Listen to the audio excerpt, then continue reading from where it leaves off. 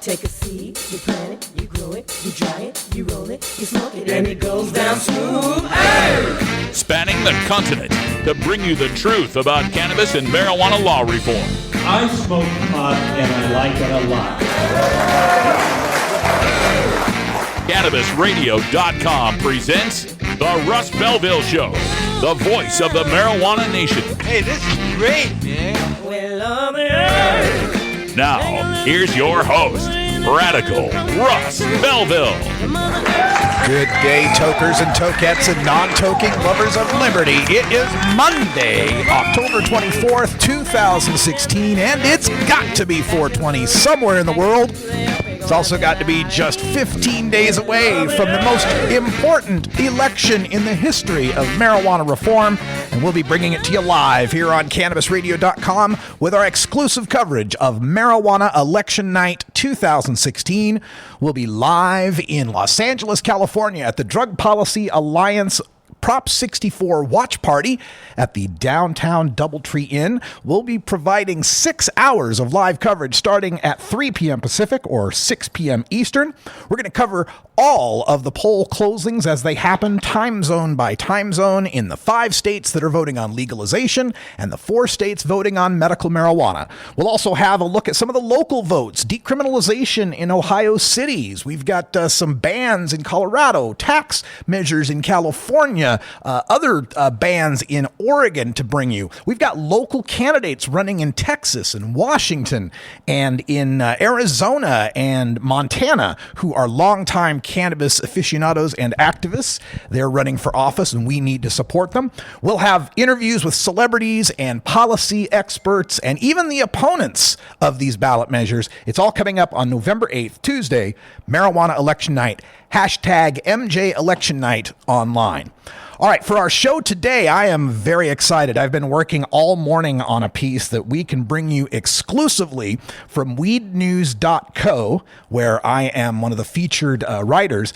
And it's an expose on some emails that I received copies of between Project Sam head Kevin Sabet and one of his other people, Jeffrey Zinmeister, and how this prohibitionist organization that hates medical marijuana, that says smoked marijuana is not medicine, that wants to continue the status quo of tickets and fines, arrests, and jail for marijuana consumers and cultivators, that group, Project Sam, is officially working with Letitia Pepper and other medical marijuana supporters that oppose Proposition 64 to present a series of press conferences coming up this week where they tout their shared opposition to marijuana legalization. I'll give you all the details coming up in the Radical Rant, so stay tuned for that. Also coming up on the show today, it is Monday, so we got to get our regular dose of cannabis science with Dr. Mitch Earlywine.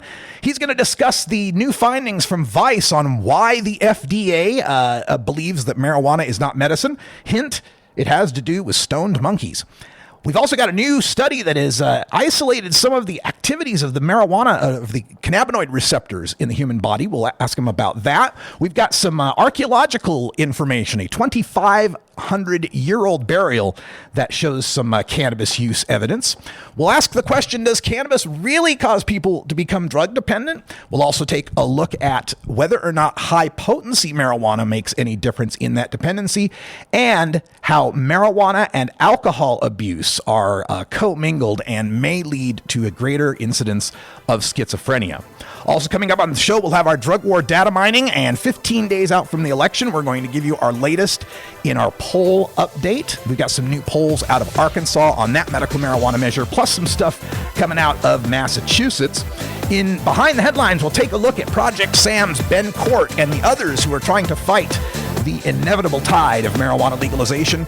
But we start things off with the Cannabis Radio News. Right after this next break, we'll tell you about an RV full of marijuana candy that caught fire, Arkansas's first pro-medical marijuana TV ad, a recall for pesticides on cannabis in Oregon, and some information on North Dakota's medical marijuana Measure 5. It's all coming up right after this. This is the Russ Belville Show on CannabisRadio.com.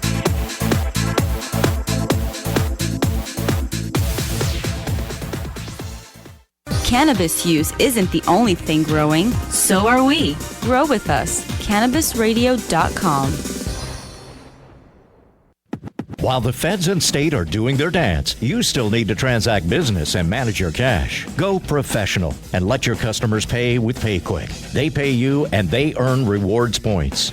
PayQuick connects to your bank account for free and secures all of your transactions. And with PayQuick, you can pay your producers and processors for free. Plus, it pays to have it because it makes depositing your cash safe and so easy. No cops, no crooks, just compliance and comfort, knowing you have your cannabis business in check with PayQuick. PayQuick, the safe and easy way to pay. PayQuick.com. It's time to Hemp Present. I am going to titillate your audio orifices with weekly radio rendezvous with some of the premier movers, shakers, and history makers of the cannabis community. Radio resident Hempo sapien Vivian McPeak. I will be putting out a call to action on issues of the day and putting your interest under the big lights as I provide cannabis commentary and weekly interviews that go straight for the nugular. Marijuana! Hemp Present, only on Cannabis Radio. Sweet sativa! You're not high. You're listening to the Russ Belville Show on CannabisRadio.com. I opted for convenience to use my personal email account. Okay, maybe you're high, too. At Herbie's Cannabis Seeds, we pride ourselves on bringing you the best quality seeds from the world's most respected cannabis seed producers, all at the lowest online prices. You can find Herbie's Seeds at herbiesheadshop.com. All cannabis seeds are sold as souvenirs and as a means of preserving cannabis genetics. Herbie's Seeds in no way intends to condone, promote, or incite the use of illegal or controlled substances. We strongly urge all prospective customers to check their national laws prior to placing an order. Herbie's Seeds at herbiesheadshop.com. Proud sponsors of the Russ Belville Show and 420 Radio.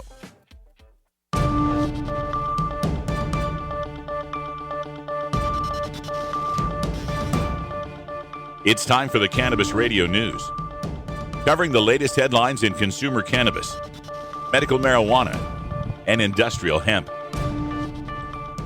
Cannabis Radio News is now available exclusively at CannabisRadio.com. Now your marijuana headlines in 4 minutes and 20 seconds. This is Cannabis Radio News. This is your Cannabis Radio News from Monday, October 24th, 2016.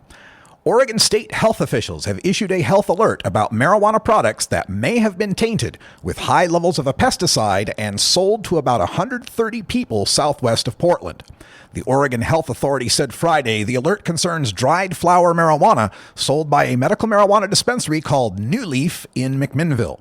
The strain names are Dr. Jack, batch number G6J0051-02, and Marion Berry, batch number G6J0051-01. The products were sold to customers between October 17th and October 19th and came from batches that failed a pesticide test containing high levels of a chemical known as spinosad. Anyone finding the tainted product can return it to the dispensary or dispose of it. Effects of smoking marijuana containing spinosad are not known. According to the National Pesticide Information Center at Oregon State University, spinosad is a natural substance made by a soil bacterium that can be toxic to insects. Those concerned about exposure should contact the Oregon Poison Center at 1-800-222-1222.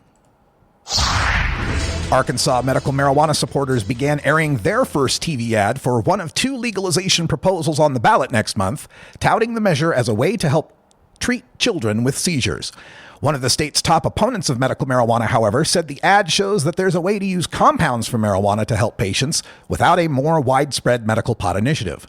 Informing Arkansas, a group affiliated with the campaign behind one of the ballot proposals, bought more than $154,000 worth of airtime to begin airing the 30-second spot in the Little Rock, Fort Smith, and Fayetteville markets, according to documents filed with the Federal Communications Commission.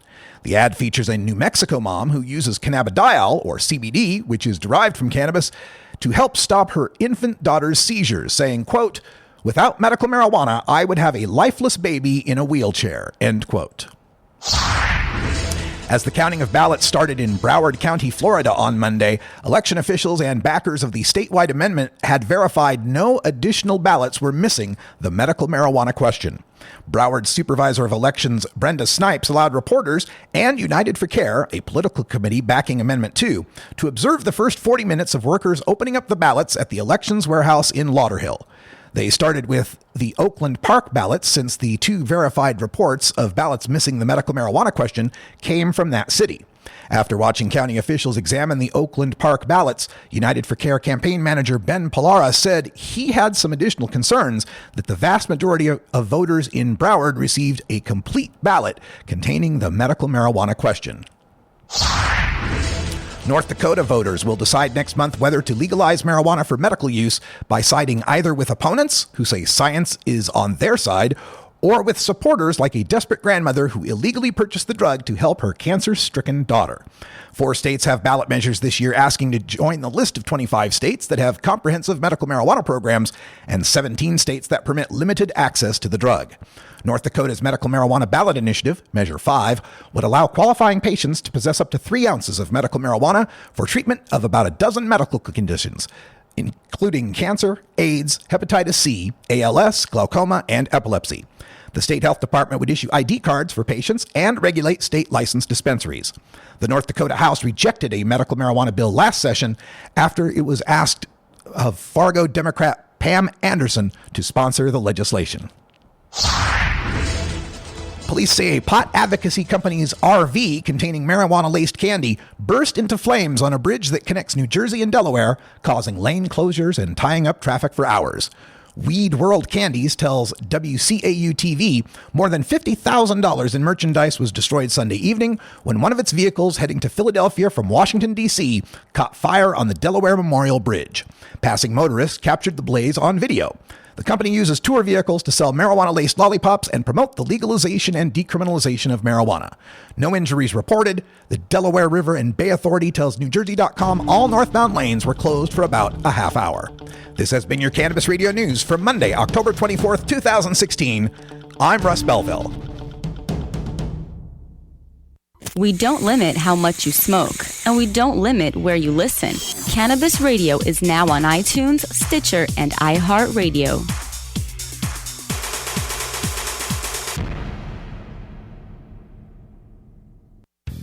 The cannabis industry is growing, business is booming, and as new opportunities arise in newly legalized states, each market is getting more competitive. Today, it takes more than just being a good grower. Do you have the resources to market and handle this ever-changing business landscape? Let Canna Management Corporation help you grow your canna business with our vast resources and experience to make your business a fully functional service company. Financial management, HR, sales, marketing, efficiency, and more. CMC has the experience and the expertise to improve your business and help you better meet the demands of your clients and customers. Call Canna Management Corporation and let our team get you ready to grow. 415-269-8015. That's 415-269-8015. Or visit canna-management.com.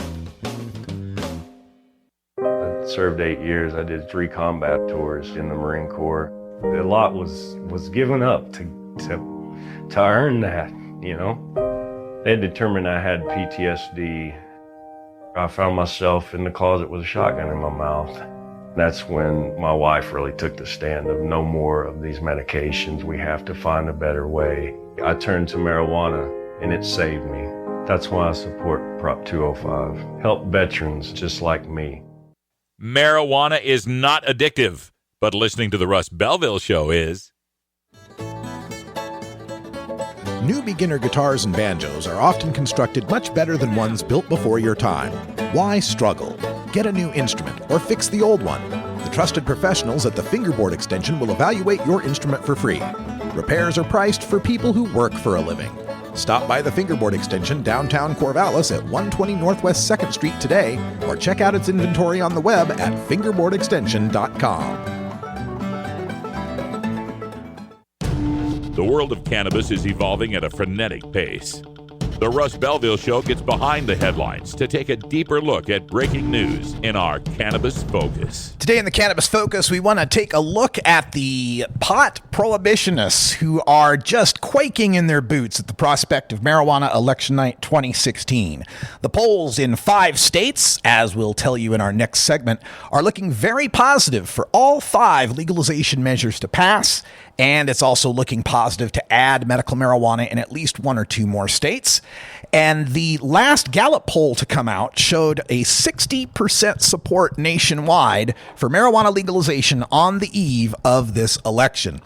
But there's a story in the Orange County Register. It's entitled, "A Drug Dealer in a Suit is Still a Drug Dealer. Experts in Nearby States Warn Against California Legalization." It features a look at Ben Court, who is supposedly an addiction expert from Colorado. He's also a member of Project SAM, Kevin Sabet's anti-legalization organization. And for the record, I debated Ben Court at Texas Christian University. I believe it was in 2013, or maybe it was soon. Maybe it was more recent than that. I think it was more recent than that. And heard many of the same arguments that he makes in this particular article. He says that Colorado is drowning in weed, and says that he can't believe that California is about to legalize something that terrorizes him, saying, quote, "We're the canary in the coal mine. We're treating more addicts for cannabis than we are for opiates," end quote. Well, Ben, that's a good thing, isn't it? Don't we want fewer heroin addicts?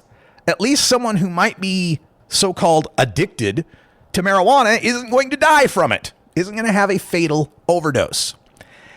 And as far as whether we're treating more addicts for cannabis, the other thing that needs to be remembered here is that marijuana treatment centers, these rehabs that get people in for marijuana, they get them mostly from the criminal justice system that are forcing them to go there through some sort of a plea deal, or they get them from the workplace or the schools that offer an ultimatum: either go to this rehab or you get kicked out of school or lose your job.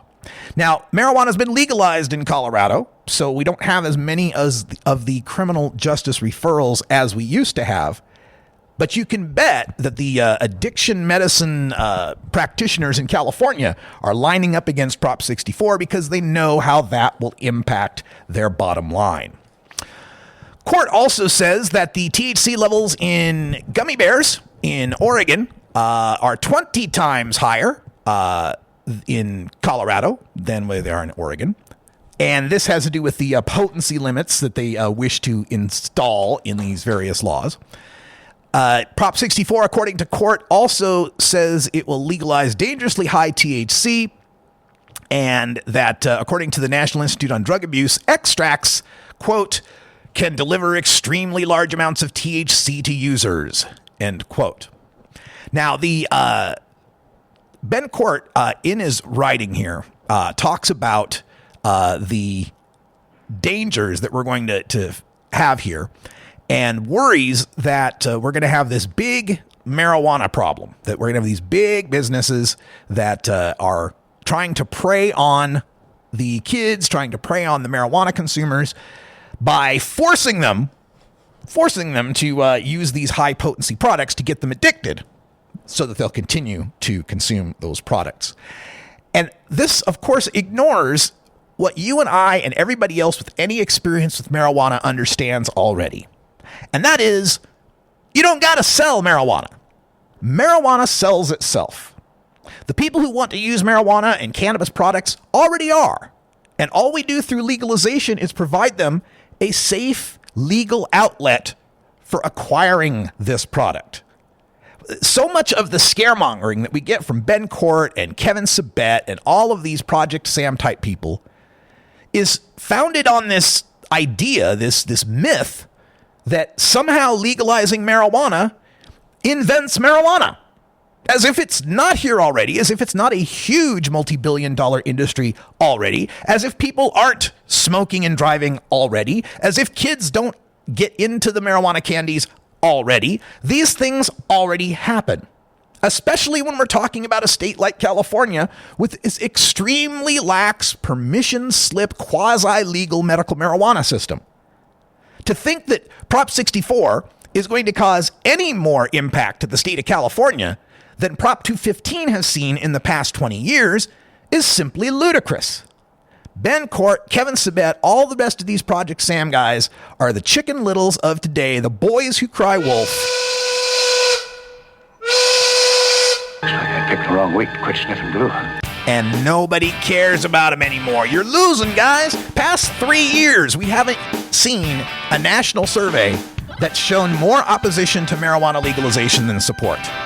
You are the dodo birds. You are the buggy whip manufacturers. You are the dinosaurs sinking into the tar pits of historical irrelevance. All right, we're right back with those polls right after this.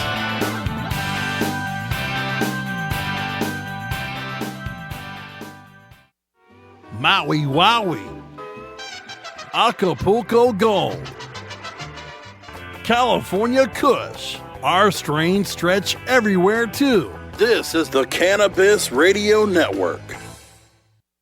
Great websites today need expert web design and development and need to be e-commerce ready and mobile friendly. But building a marketable and profitable website can be an uphill climb. Ready to make your new website or replace your existing website? Think Orange as the new way to get in the black. Orange Hill Development works with Fortune 500 companies and offer the same top quality development service at a fraction of what other providers charge. Brands like Absolute, Carlsberg, and Nestea trust Orange Hill Development. Find out why you should trust your website with Orange Hill. Contact Orange Hill for a consultation today at orangehilldevelopment.com. Doc Rob, the concierge for better living. Cannabis is just one of the many great plants that we have on this planet called Earth that we can use consciously and intelligently to improve our well-being. Take a real, raw, inside look at healthier living while sharing great ideas and improvements for a better quality of life. Learning to live and live well is a lifelong process. This is a journey. You could be 80 years old or 8 years old. You can still learn something that's going to make tomorrow a little bit healthier, a little bit easier, a little bit happier, a little bit better. The concierge for better living with Doc Rob. Only on CannabisRadio.com. The Russ Belville Show, providing dictionaries to drug czars since 2009. When you are starting up a medical cannabis business, you want a fired-up lawyer who understands the needs of cannabis consumers. The law office of Lauren Vasquez is your fired-up lawyer for the cannabis industry. Visit her website, fireduplawyer.com, or call 1-855-MMJ-LAWS for more information. That's 855-665-5297 for Lauren Vasquez, your fired-up lawyer, or email fireduplawyer@gmail.com. Promoting the end of adult cannabis prohibition is easy because we have facts, science, reason, compassion, evidence, truth, and logic on our side. It's even easier when researchers catalog it all for us. Learn how to gather the facts on marijuana use, arrests, seizures, rehabs, drug tests, and more on this edition of Drug War Data Mining. Welcome back, everyone. Today in the Data Mines, we are taking our weekly look at the polls as we approach marijuana election night 2016. We've got 5 states voting on legalization. We'll get to those polls in just a second, but we're going to start today with the medical marijuana states, the 4 states voting on 5 different initiatives, 2 of them in Arkansas. These 5 states and the latest polls that we've got on them. And the first one is some good news that we continue to get out of the Sunshine State, state of Florida, where the latest Anzalone List Grove Research poll came out. The poll asked people from October 17th through October 20th. So just last week asked about that. And the poll found out that we've got, again, major support for the medical marijuana initiative in the state of Florida. This poll gives us a 74 to 26 support. That is 3 out of 4 people almost in the state of Florida are supporting Amendment 2, which is great news because Amendment 2, as you know, has to get 60% in order to pass, in order to be a part of the Florida Constitution. Got to get 60% to pass. So good news there, and it continues to rise. We had a poll from Breitbart in October 11th that was a 54-35. WESH public policy polling in October 14th was a 69-24. So this poll is 5 points better than a poll that was taken just 3 days prior. But the bad news we have for you comes out of the state of Arkansas, where there are two initiatives that are fighting for the vote. The issue 6 is the medical marijuana amendment, the constitutional amendment, and it's the one that's the stricter of the two, has stricter qualifying conditions and no home grow.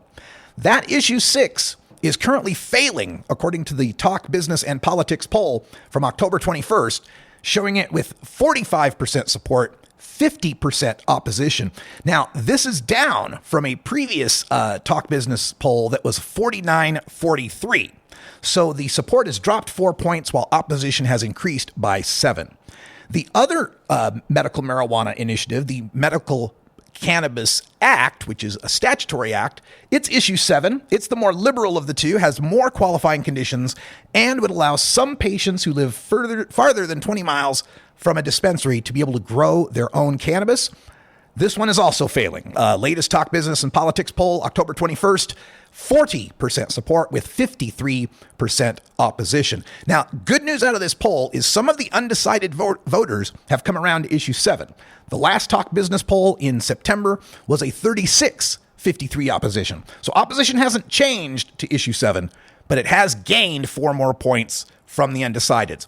But with the opposition to both of them being above or at 50%, it's not looking promising to pass medical marijuana in the natural state.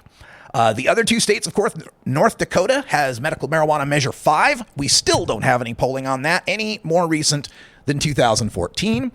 And in Montana, the Lee Newspapers poll from October 10th through the 12th is the first poll we've gotten on Montana. That's Initiative 182, where they're trying to restore the medical marijuana program to its previous glory, to have dispensaries and caregivers who can care for more than 3 patients, and to have doctors who are not audited if they write more than 25 recommendations. That Initiative 182 is also on the verge of failure. It's getting 44% support to 51% opposition. So to summarize, of the 5 votes taking place on medical marijuana in the 2016 election, it appears only Florida is likely to pass, and possibly the more strict one in Arkansas, but it's going to be a tough fight. Now, let's take a look at the marijuana legalization polls in the various states. Out of California, the latest poll that we've received, the IGS Field poll from October 18th, shows a 60 to 31% support for Proposition 64, looking like we are going to pass in California. And it joins other polls in the past 2 months that have been 60-31, 58-34, 60-36, 58-34, looking very positive for Prop 64. In the state of Arizona, we are seeing a little bit of movement on the Arizona Prop 205, where the October 20th Arizona Republic Cronkite poll shows a 50-42 support, very close there, but 50-42 support in Arizona. The opposition is down from a Arizona Higher Ground poll from 2 days prior that was 50-45, and Cronkite's poll from September was 50-40. So the movement there, it could be less opposition or more opposition depending on which poll you judge it against, but still looking positive in Arizona. In Nevada, we got a troubling poll that came out of Ben Dixon and Amandi from September 27th through 29th, a 47-46 plurality in support of Nevada's Question 2. However, 2 other polls from the same basic time frame from Suffolk and KTNV showed 57-33 and 53-39 support in Nevada. Out of Massachusetts, the latest poll we've gotten from WBUR television shows a 55-40 support. That's an October 19th poll. And that matches other polls from September that were 55-39 and 53-40. Very positive look in Massachusetts. And then in the state of Maine, the Portland Press Herald's poll from September 15th through the 20th shows a 53-38 support in Maine. So All 5 of the states are showing majority support. California 60%, Arizona 50%, Nevada 57%, Massachusetts 55%, and Maine 53%. We'll, of course, bring you all of the results live on Marijuana Election Night 2016, coming to you from Los Angeles, California on CannabisRadio.com. We'll be on from 3 p.m. to 9 p.m. Pacific Time. All right, stay tuned. We'll be right back with Dr. Mitch Earlywine in the Cannabis Q&A, telling you the latest on marijuana science.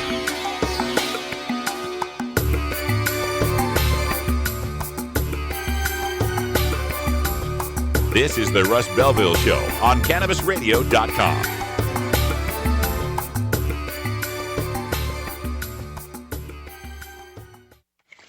How high do you like your profit margin? CannabisRadio.com. Cash? Sorry. I don't carry around cash, and I don't want to use the ATM and pay surcharges. You don't need to carry cash. Haven't you heard about PayQuick? Okay, tell me about PayQuick. It's the safe and easy way to pay. It works just like your debit card to securely pay for your purchase, and it gives you rewards points every time you use it. Nice. PayQuick, the safe and easy way to pay. PayQwick.com. Prop 64 makes marijuana legal in California for adults 21 and over. And here's what else it does. Bans marijuana use in public. Permits sales only at licensed marijuana businesses, not at grocery or convenience stores. And Prop 64 generates $1 billion in new tax revenue for California to fund after-school programs and job training and placement initiatives. Learn more at yeson64.org. Vote yes on 64. You're tuned into the Russ Belville Show, the voice of the marijuana nation, only on CannabisRadio.com. The Russ Belville Show is proudly sponsored by the Marijuana Business Association. The MJBA, called by NBC News the Cannabis Chamber of Commerce, is the fastest growing business association in the fastest growing industry in America. I've been working with the MJBA for years, and I personally invite you to join the MJBA. MJBA also publishes the popular MJ Headline News on Facebook and the MJNewsNetwork.com and Marijuana Channel 1 on YouTube. Visit mjba.net for more details.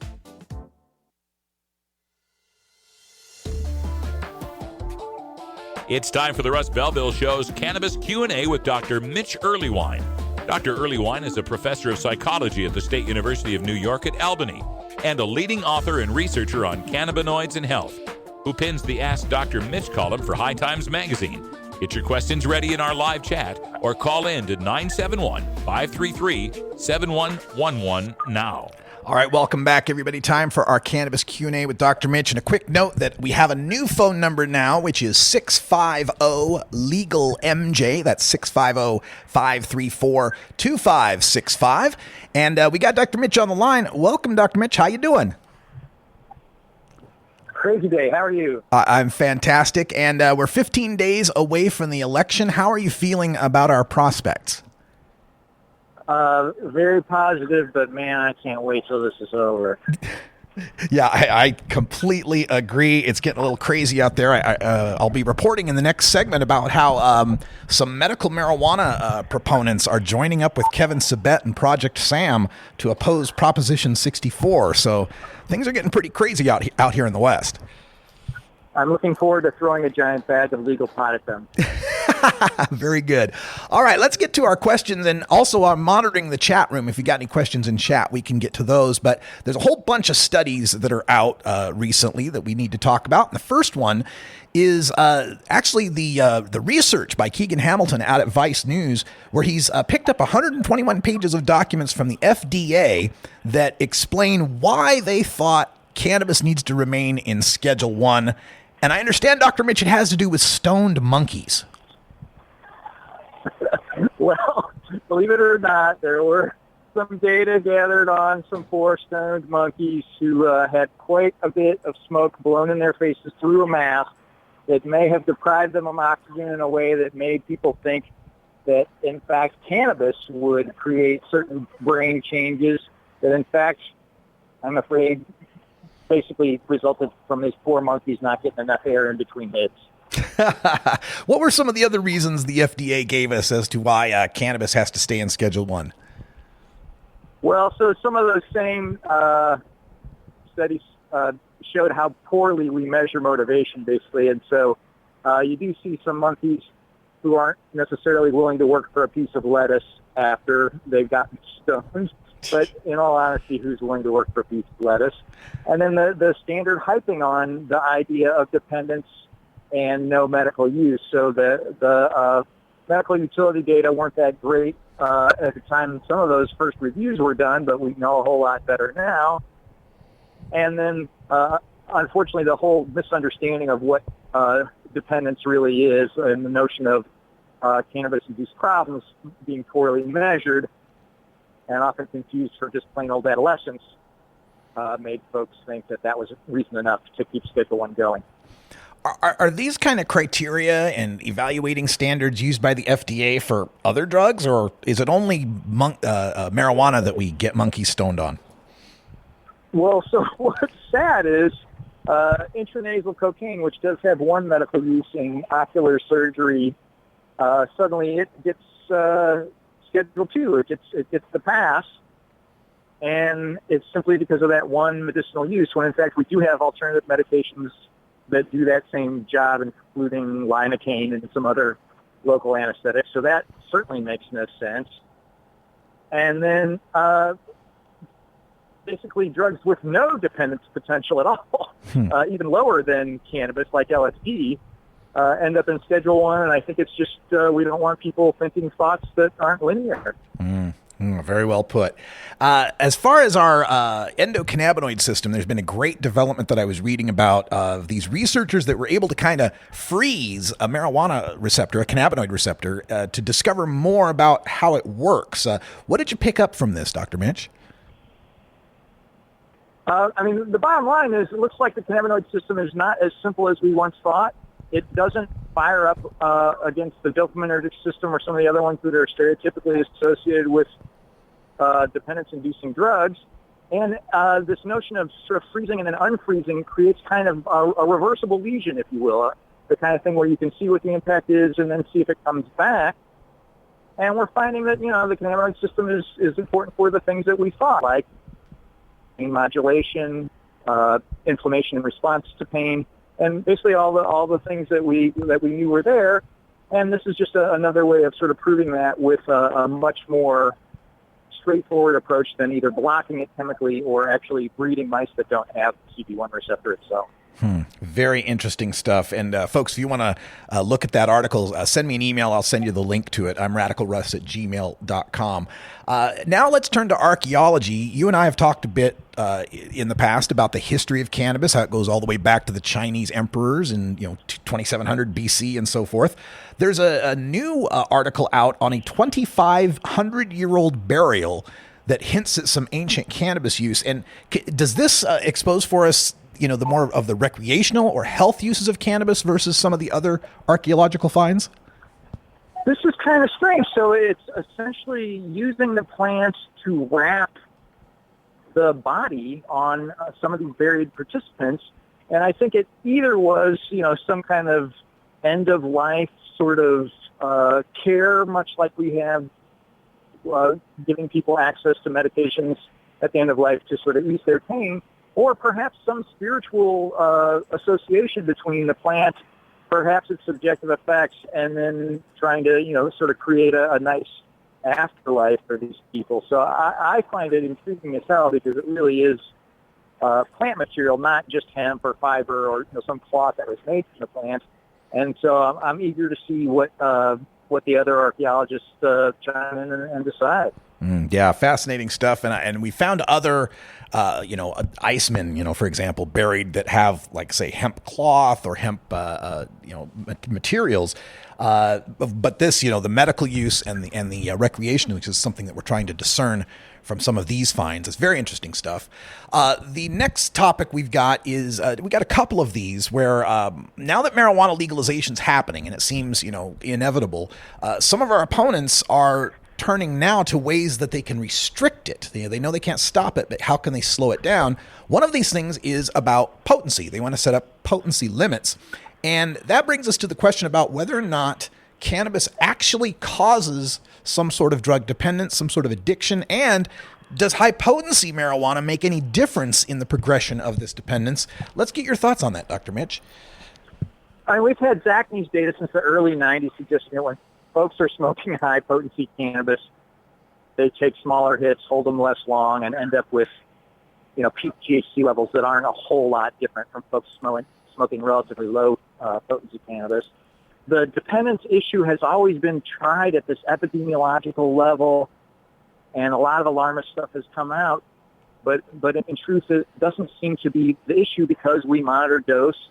How high is high tends to be pretty much the same across Craig Reinerman's data for decades and decades.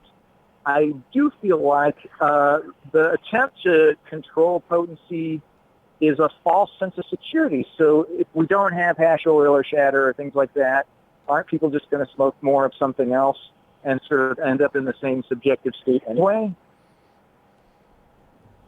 Yeah, it's definitely stuff that's of concern to us, and it seems to me that there's some, I think our opponents try to conflate the fear that we have of truly difficult physiologically addictive substances like heroin or OxyContin or cocaine with the mild dependence that we might get from cannabis, which is really more akin to like caffeine or tobacco. Is that fair to say?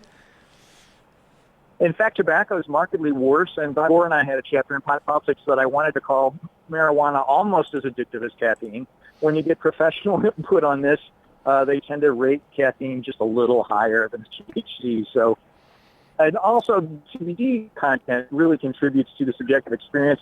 So somebody could have a 17% strain with no CBD in it and ends up feeling much more spacey and sort of intoxicating than one with 24% THC, but lots of CBD in it. So I'm afraid this is a real red herring. So these opponents that are trying to push the idea that the higher the potency of the cannabis, the more problems people will develop with it, there's just nothing to that. I mean, it sounds to me like saying someone's more likely to be an alcoholic on gin than beer.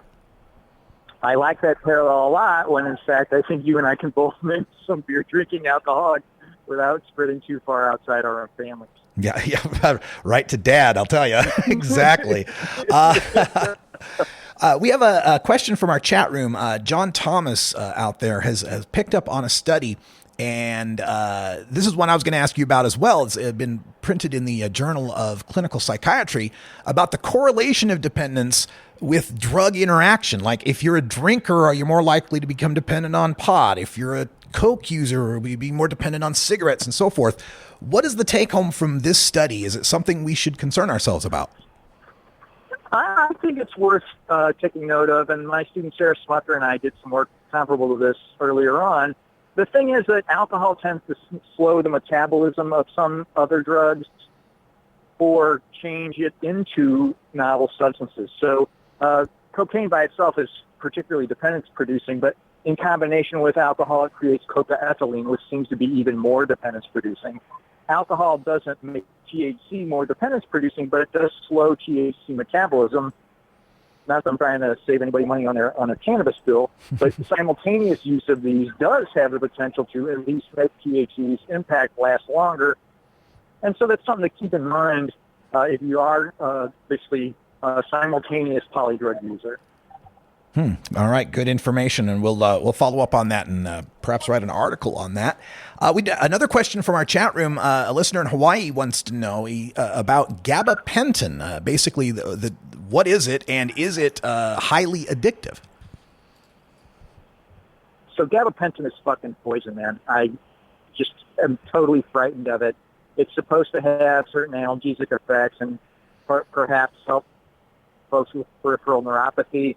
I know a subset of folks who take small doses and claim it's particularly helpful, but the negative side effects are just utterly horrifying in the small subset of folks who have them. The problem is it's impossible to predict who's going to get them and who doesn't. I'm afraid the VAs are handing them out like candy. I just begged my dad to throw a bunch of them away. I have a friend from high school who is really suffering right now after she was put on it in an effort to change some of her medical symptoms. I really think it's just not a good way to go. And if you have medical cannabis to treat neuropathy, it's far and away much safer. The listener's asking some follow-up questions on what those side effects are, but I'm afraid we're out of time. So I want to encourage folks, if you want to learn more about this, send Dr. Mitch an email. You can reach him at 420research@gmail.com. And, of course, you can catch Dr. Mitch's podcast here on cannabisradio.com, Burning Issues. And who are you speaking to on the latest podcast, Doctor? Oh, it's two of our friends, Chris and Mickey, and they're going to talk about why Prop 64 is definitely a big thumbs up. All right. Well, thanks so much, Dr. Mitch Earlywine. We appreciate all your help, and we will talk to you next week. Thanks so much, Russ. All right, stay tuned, folks. We got time for a radical rant coming up next on how the opponents of marijuana legalization are being joined by medical marijuana profiteers. Shocked I am. Do you hear? Shocked. This is the Russ Belville Show on CannabisRadio.com.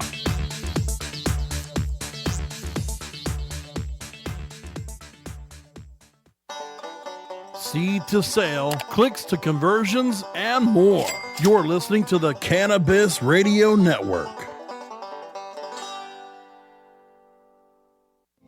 Mindful of sustainable practices and limiting their environmental footprint, Sansal hemp is always grown outdoors, as nature intended. By starting with uniform genetic profiles, Sansal ensures the plant will maintain its optimal performance and yield consistently throughout its life cycle. It is through innovative processes that Sansal is able to achieve pure whole hemp extracts and meet industry requirements and the level of quality desired by many of their customers. Healthy plants, healthy people. SansalCBD.com. Improve your lifestyle naturally. Tommy Chong is ready to cut through the smoke and change the tone of Tilk Radio. I hope everybody's got their vape pen handy, or their pipe, or their bong, or whatever you use to do your medicine. But you don't. It's not a requirement. You don't have to be high for this show. Yeah, you do. Okay. I don't know who you're talking to. You have to be high to do anything. At least I do. I don't know about you. In fact, I've been high so long that being straight is another high. The Tommy Chong Podcast, only on CannabisRadio.com. Welcome to my world. You're not high. You're listening to the Russ Belville Show on CannabisRadio.com. I was against the war in Iraq, just so you put it out. The record shows otherwise. The record but why does not show that. Okay. Maybe you're high, too.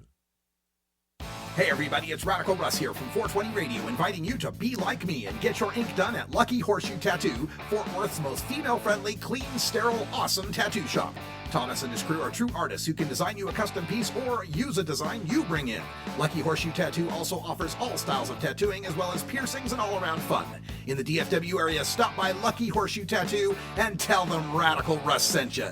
Trust me, it'll feel awesome.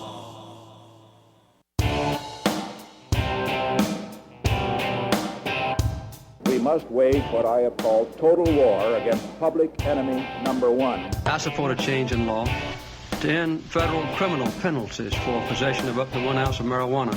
That marijuana, pot, grass, whatever you want to call it, is probably the most dangerous drug. Some think there won't be room for them in jail.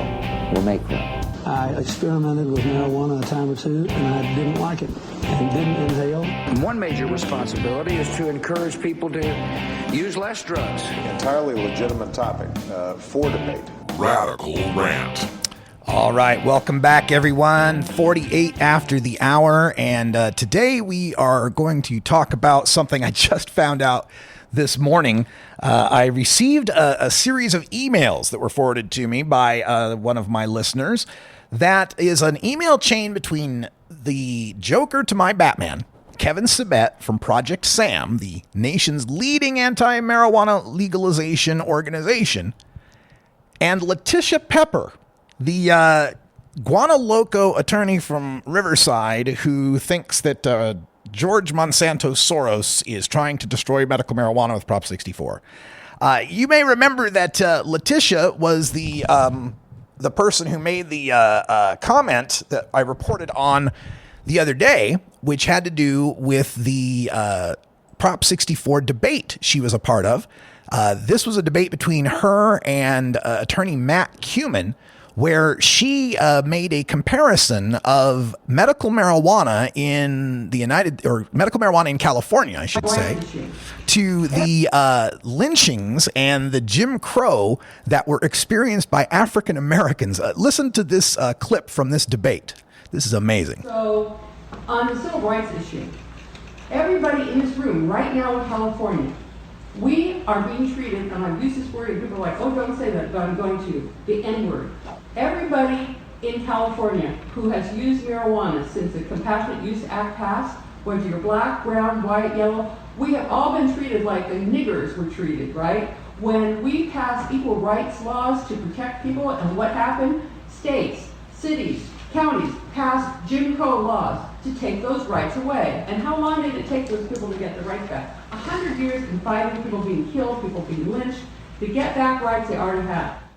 So that's Kevin Sabet's new ally in California trying to defeat Proposition 64 legalization, Letitia Pepper. And I've been reporting on this ongoing phenomenon of these cannabis growers, marijuana dealers, pot smokers, and medical marijuana patients who always seem to side with the police, prison industry, prosecutors, prohibitionists, piss testers, and pot rehabs in fighting to keep marijuana illegal and, more important, keep the weed prices high. But that enemy of my enemy relationship that they have had always been coincidental and platonic. But now the champions of medical marijuana use are coming out to publicly denounce Prop 64 alongside Kevin Sabet's nonprofit that is dedicated to ensuring they can't use whole plant cannabis as medicine. They want to tell us that Prop 64 is going to destroy Prop 215, and joining the man who wants to destroy Prop 215 to do it.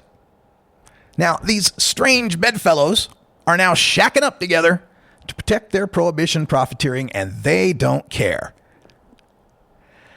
So in this series of emails, it's Letitia Pepper, and she's looped in to a request last Friday, October 21st, written by Kevin Sabet, the head of Project SAM, the leading anti-legalization organization, to a man named Lonnie Painter.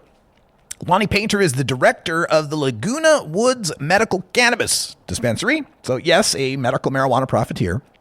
Sabet asks in the email, quote, "See what you think of this and please fill in the info, etc." End quote.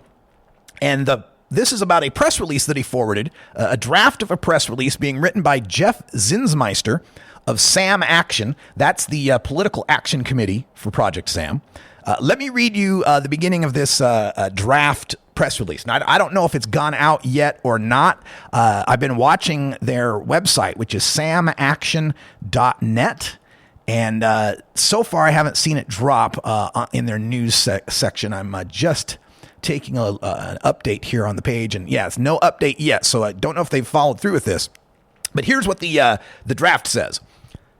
SAM Action, the nonprofit 501c4 affiliate of SAM, Smart Approaches to Marijuana, a nonprofit co-founded by a former Obama administration drug policy advisor, Kevin Sabet, and the largest donor to the No on 64 campaign in California, announced today a partnership with Laguna Woods Medical Cannabis Collective and Village Cannabis Club seniors to oppose Proposition 64.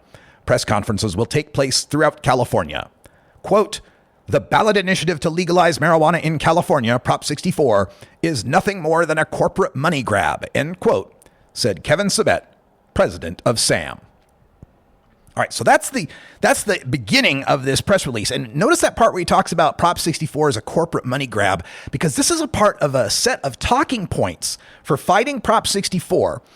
Many of these are being echoed by stoners against legalization. For example, Dragonfly de la Luz's pieces actually copy and paste from Kevin Sabet's writings.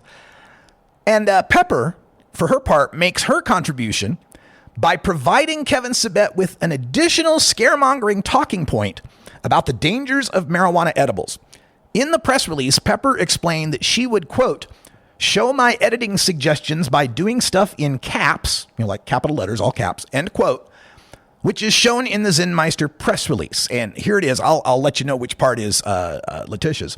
Quote, while we may not agree with medical marijuana advocates on all marijuana policy, we're united in our opposition to this poorly written initiative, which would legalize pot ads on TV, allow marijuana candy to be sold, and then here's the part that Letitia Pepper adds, to the general public, which has no idea of the delayed intoxicating effect of marijuana edibles.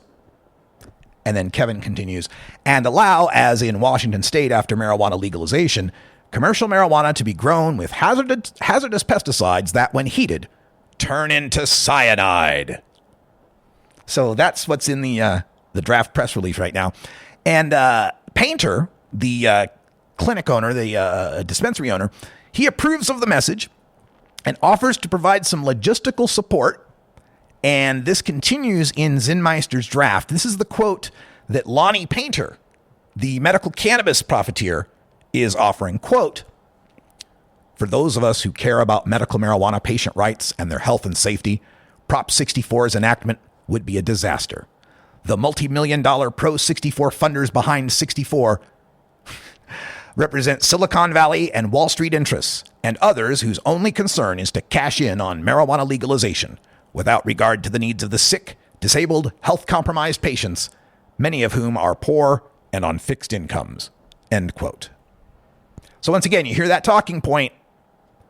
Silicon Valley, Wall Street, big money. Now, Pepper reached out to others on Friday night, others in the medical marijuana industry, to try to drum up some support, saying, quote, I understand that Kevin Sabet is hated, disliked, and despised by many.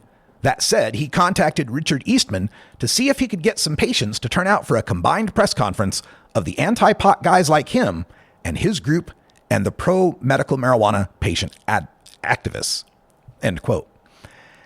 So also in that letter, as a side note, Pepper confirms the collusion between a veterans medical marijuana group and one of the nearly unanimous California law enforcement organizations to maintain marijuana prohibition that empowers the cops to harass veterans who use medical marijuana. She writes, quote, on a related note, Sean Kiernan from Weed for Warriors was contacted by the California Chiefs of Police to be part of a public discussion with no police publicly on display with church deacons and maybe someone else, I don't know, end quote. By the way, the Sean Kiernan and Weed for Warriors, if that name sounds familiar, he was one of the panelists at the Sacramento debate I was a part of with Prop 64. The guy that was calling me names and insulting my mother and denigrating my military service. So, if you saw the memes that I sent around on my Facebook, the one that has the nun sodomizing me, that was one that he approved of and shared and thought was hilarious. So that's the Weed for Warriors guys.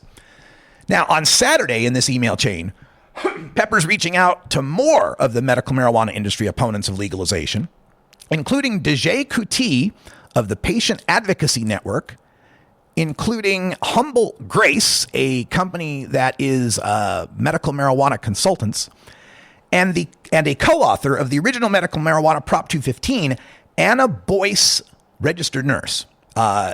She writes, quote, that's not her writing. This is Pepper's writing. Quote, Kevin Sabet, she misspelled it, of Smart Approaches to Marijuana, and Richard Eastland, she means Eastman, and I are working to create a one-time coalition of opponents of marijuana legalization and medical marijuana patients and patient providers to issue a No on 64 press release. I'm including Ellen Brown because the message from the coalition is not about marijuana, but all about the money and where it goes and who it comes from. Basically, another way to transfer money from poorer people to richer people. And because of her writings on that subject vis-a-vis 64. End quote. That's Pepper's outreach to Anna Boyce, DJ Kuti, Humboldt Grace, and others. When we come back from our break here at the bottom of the hour, we'll continue on this and give you more of this exclusive look at the conspiracy, the collusion between medical marijuana industry and the forces that want to end medical marijuana. Politics makes strange bedfellows, doesn't it? Well, folks, that's all the time we got for Hour 1, but stay tuned. We're coming back with Hour 2, Toker Talk Radio, and the phone lines are open at 650-LEGAL-MJ.